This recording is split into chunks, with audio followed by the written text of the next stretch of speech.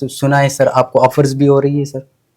देखिए sir, offers तो पहले दिन से थी और वो होती रहती हैं। कितनी थी सर?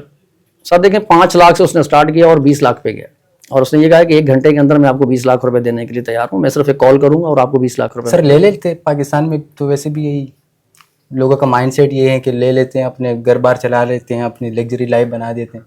देखिए सर, मैं आपको एक बात बताऊं, अगर आप किसी भी क्राइम में इन्वॉल्व होते हैं, ठीक है, और कोई भी क्राइम हो रहा है और आप उसमें पैसे ले रहे हैं, आप इनडायरेक्टली उसमें इन्वॉल्व हो चुके, ठीक है, आपने उसका जवाब अल्लाह को देना है।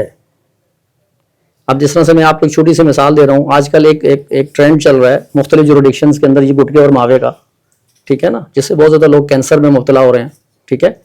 अगर मैं वो होने दे रहा हूँ डायरेक्टली या इनडायरेक्टली, ठीक है, और उससे किसी एक बंदे को भी कैंसर हुआ, मैं उसका जिम्मेदार हूं।